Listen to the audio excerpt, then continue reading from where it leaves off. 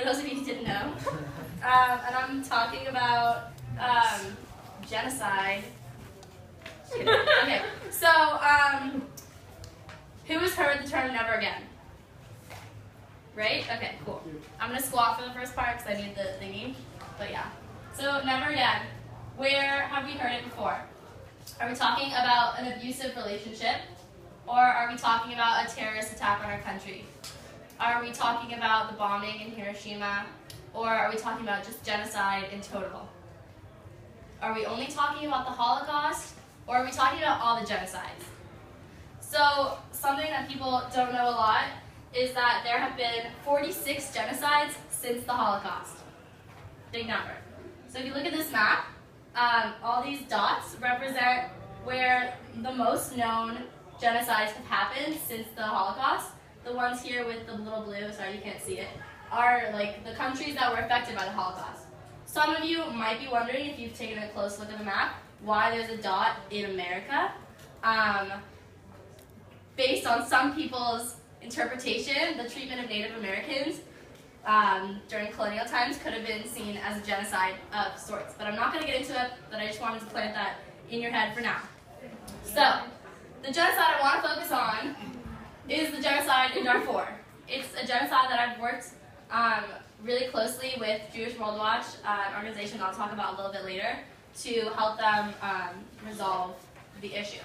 So I just want to read this over really quickly so everyone has a basic knowledge of the genocide in Darfur so that we can continue with the presentation with a little bit of base.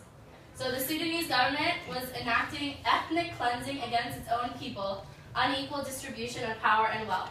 The internal tension drove the country to civil war, and South Sudan seceded in 2011. Two primarily Muslim non-Arab Darfuri rebel groups launched a rebellion against the genocide. The government responded to the rebellion by enlisting the help of some nomadic Arab tribes in Darfur, promising them land in exchange for their military allegiance. These groups, called the Janjaweed, if you've ever heard that word, began wreaking havoc throughout Darfur, kidnapping, raping, and killing civilians, burning and looting villages, and poisoning wells.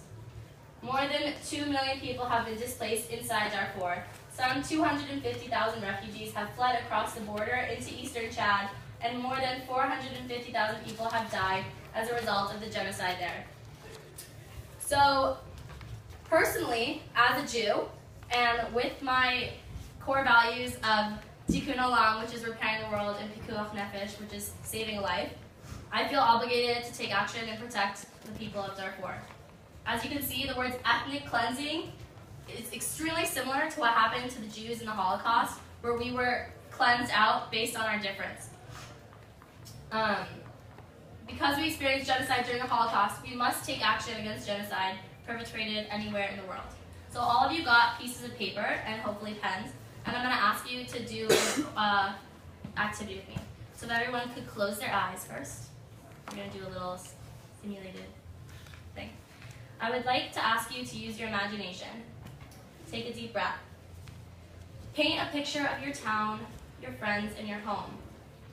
Where do you play? Where do you hide? What do you eat for breakfast? What's your favorite snack? This is your home. Do I have to paint this with my eyes? Yes. Your parents' home, your grandparents' home, and it should be your home too. Keeping your eyes closed, take a moment to appreciate your home. It is what you have known your whole life. It's a pretty nice place. There's a situation though. Some people from your town have become involved in a conflict with the government. In response, the government has armed people from the neighboring town to put down the rebellion. You didn't even know about the conflict, but the people from the neighboring town have decided to invade your town and drive you from your home. They are not very nice, and if you don't leave, you and your family may be hurt. This is all happening very quickly. You have 5 minutes to pack, leave, and escape harm. In a moment, I'll ask you to pack by listing on a piece of paper the most important things that you would take with you. Your suitcase can hold both abstract objects, such as your family, your health, or your community, or they can be concrete objects, such as a pillow, your journal, or a pet. You have 5 minutes to pack and leave. Open your eyes. I'm not going to actually give you 5 minutes, it'll be more like 2. So write the things that you would take with you.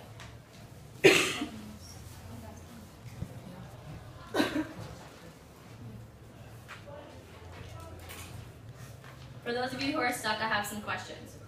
What do you like most about home? What do you do for fun? Who do you have fun with? Who do you play with? How does your family celebrate?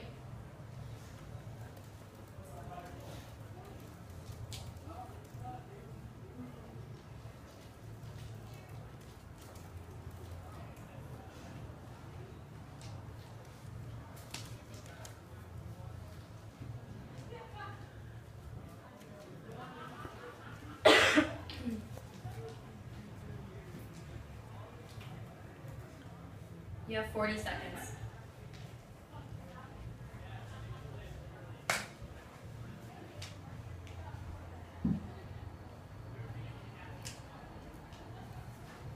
Five most important things. I was writing these. Only 5. Do they have to be tangible objects? No. If you don't list them, what's that mean? Like, what if they? If you don't list them, you left them back. Oh. You have 9 seconds.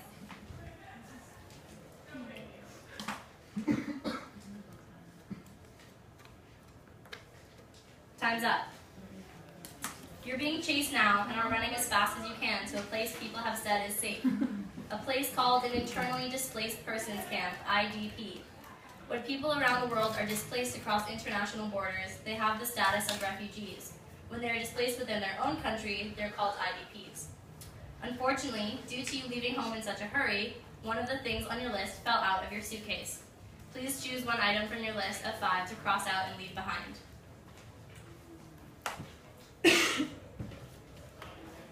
You have 5 seconds.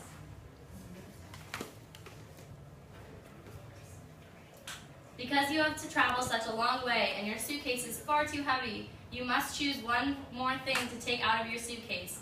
Please cross one more thing off your list. What if it's like an abstract thing that doesn't mean anything? Cross it off. These are the things that you value most in life.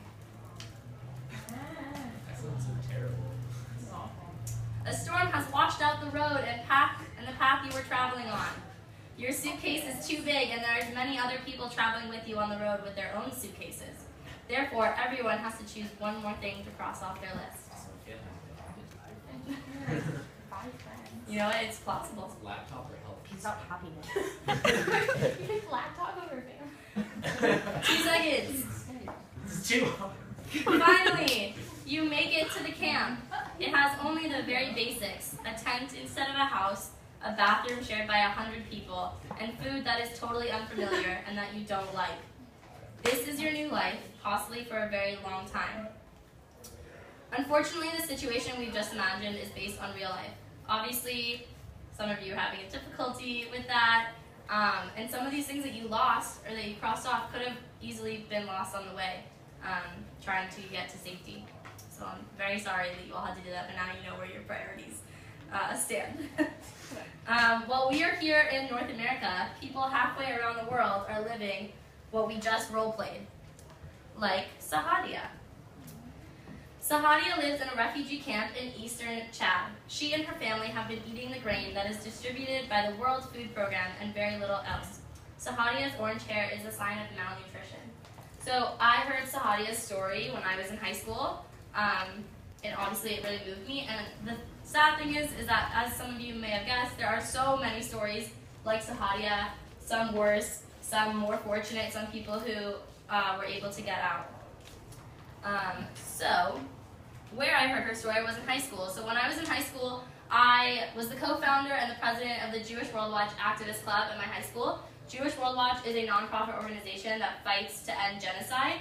And their whole idea is the fact, it's called Jewish, and their whole idea is the fact that it happened to the Jews in the Holocaust, and it's still happening today, and we should stand by that and help them end genocide. So one of my huge projects in high school was I created this activist boot camp or workshop for around 400 people, and there were a lot of different stations. One of them was writing letters and encouraging videos to refugees in Darfur. Another was a genocide museum of a Holocaust survivor with a little excerpt from his story, and a Darfur refugee and their story, and the similarity between the two stories. There was also a shade decorating station, which is now used to cover the sun in a nursery school in Darfur. So it's really cool that like what we made is being put to use. And the biggest station is Camp Darfur. So this is Camp Darfur. As you can see, each tent represents a different genocide. And inside the tents, they're aligned with facts written on the walls, photos, writings, journal entries. And it's a really immersive opportunity for students to go inside and learn about each genocide and really how similar they are, and why they happen every year. So this was like such a moving experience for all of us. And yeah, and it was really moving and powerful, but the question remains, why do we care? Why do we care about a bunch of kids in Africa? Why do I care about a bunch of kids in Africa? It's because it happened to us. So this is Renia. She and her family perished in the Holocaust. I'm going to tell you about her story. She was born in Krakow, Poland, and she was only 3 years old when the Germans began persecuting Krakow's Jews. Renia and her family were forced in a ghetto and their property was seized. Thousands of Jews died in the streets from starvation, disease, and exposure. At the end of May 1942, the Germans began deporting Jews from the ghetto to the death camps, and Renia and her family disappeared without a trace. So, why do I care?